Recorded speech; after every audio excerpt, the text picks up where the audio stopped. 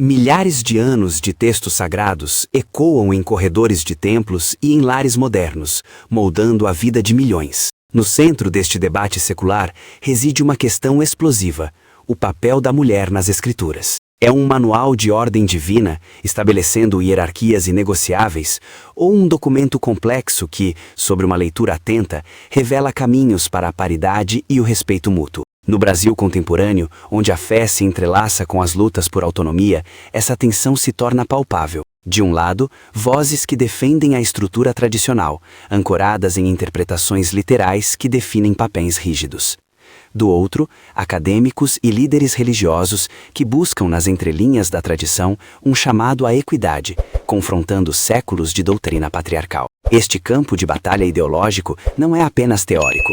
Ele define o cotidiano, as escolhas e os direitos de mulheres que buscam conciliar sua fé com a busca incessante por igualdade em todas as esferas da vida. A arqueologia bíblica revela um mundo antigo profundamente patriarcal, onde a estrutura social, política e religiosa era rigidamente organizada em torno da autoridade masculina. Nesse contexto, a interpretação literal de certos textos bíblicos, especialmente no Antigo Testamento e nas Epístolas Paulinas, solidificou uma doutrina de submissão feminina que perdura por séculos. A leitura tradicional aponta para a criação, onde Eva é formada a partir de Adão, como fundamento para uma ordem hierárquica natural. Passagens como a que instrui a mulher a aprender em silêncio e não exercer autoridade sobre o homem são frequentemente citadas como mandamentos divinos imutáveis para a organização da família e da igreja. No entanto, essa leitura não é a única possível. A teologia feminista e os estudos críticos da Bíblia argumentam que essas passagens devem ser entendidas dentro de seu contexto histórico imediato, que era, por definição, um contexto de desigualdade social estrutural. Para os defensores da igualdade, o texto sagrado não é um manual de opressão, mas um documento que, quando despojado das camadas de interpretação cultural adicionadas ao longo do tempo, revela um chamado à dignidade e ao reconhecimento mútuo. Eles apontam para figuras femininas proeminentes, que exerceram liderança e profecia, como Débora, juíza e profetisa, ou Priscila, que ensinava ao lado de seu marido, Áquila. A colisão entre essas duas visões é mais evidente no cenário religioso brasileiro contemporâneo. Em muitas denominações evangélicas e pentecostais, a ênfase na estrutura familiar tradicional é forte, vista como um baluarte contra o que é percebido como a dissolução dos valores morais modernos. O debate se intensifica quando mulheres, munidas de formação teológica e acadêmica, questionam a exclusão feminina de posições de liderança eclesiástica, argumentando que a submissão exigida é um construto cultural, não uma verdade teológica eterna. A luta não é contra a fé, mas contra a interpretação que limita o potencial espiritual e ministerial da mulher. O cerne da controvérsia reside na exegese de textos específicos. Por exemplo, a interpretação de 1 Coríntios 14, onde Paulo fala sobre o silêncio das mulheres na igreja, é vista por uns como uma proibição absoluta de ensino público feminino, e por outros como uma correção pontual a problemas de ordem e conduta em uma comunidade específica em Corinto, que estava lidando com influências culturais pagãs. A forma como esses versículos são aplicados hoje moldam diretamente a vida de milhões de mulheres, determinando se elas podem pastorear, pregar ou liderar em suas congregações. A doutora Valéria Menezes, por exemplo, argumenta que a teologia da criação em Gênesis, quando lida em conjunto com a narrativa da redenção em Cristo, aponta para uma nova ordem onde as distinções de gênero perdem sua primazia hierárquica. Ela enfatiza que o conceito de imagem de Deus se aplica plenamente a ambos os sexos e que a submissão, quando mencionada, refere-se a uma ordem de serviço mútuo e respeito, e não a uma inferioridade inerente. Essa abordagem busca resgatar a mulher do papel secundário imposto por séculos de hermenêutica patriarcal. Em contrapartida, o pastor Elias Brandão defende que a ordem estabelecida por Deus é clara e que a tentativa de reinterpretar esses textos é uma capitulação ao espírito do tempo, uma concessão ao feminismo secular. Para ele, a estabilidade da família e da igreja depende da manutenção dos papéis distintos e complementares, onde a autoridade final na liderança eclesiástica e familiar é designada ao homem. Ele vê na submissão feminina um princípio cósmico que transcende a cultura. Essa tensão se manifesta em dilemas práticos.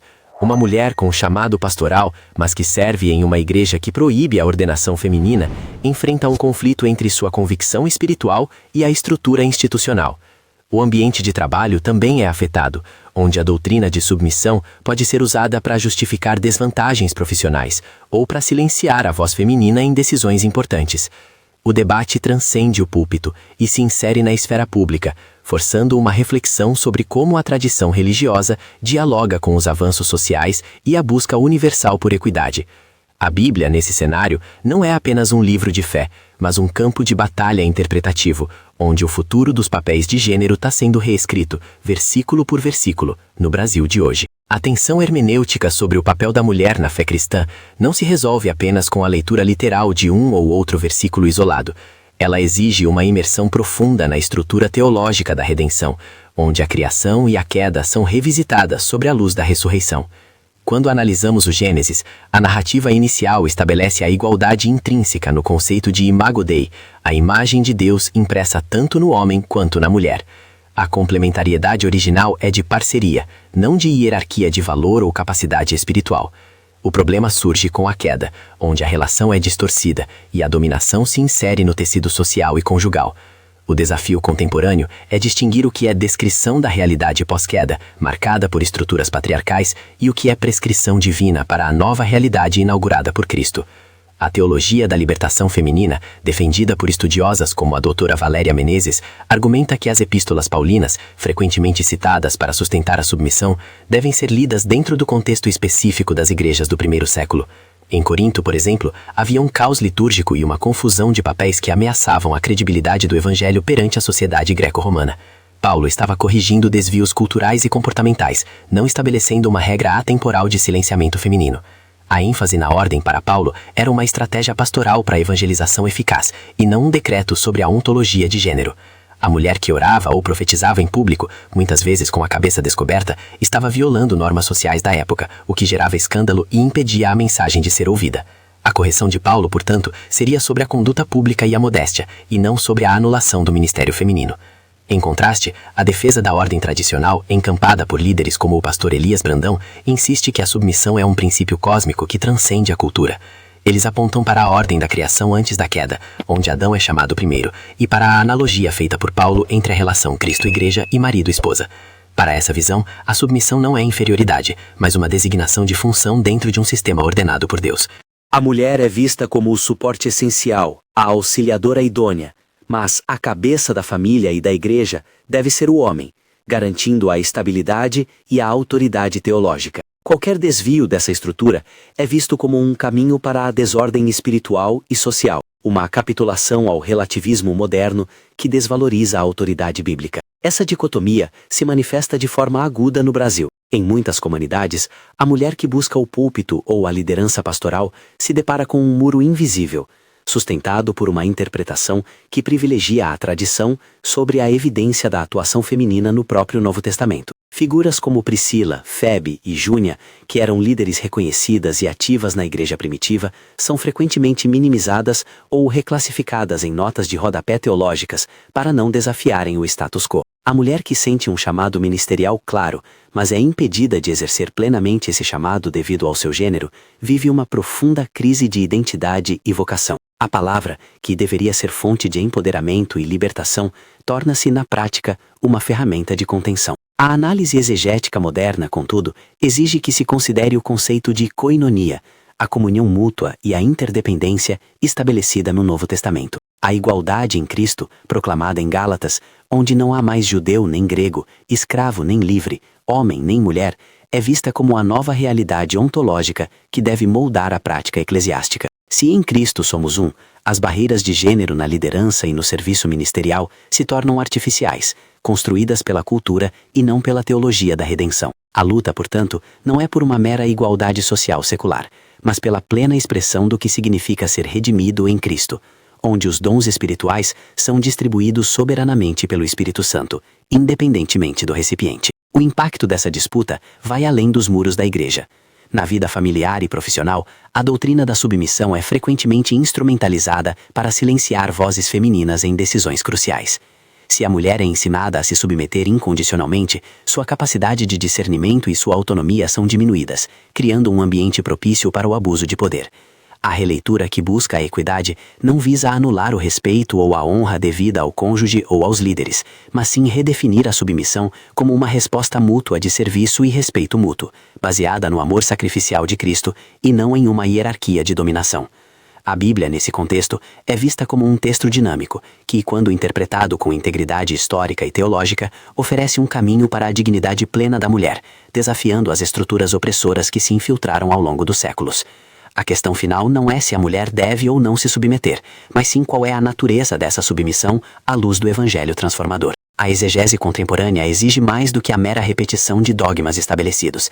Ela demanda um mergulho corajoso na intenção original do texto sagrado, desnudando as camadas de interpretação cultural que se acumularam ao longo dos milênios.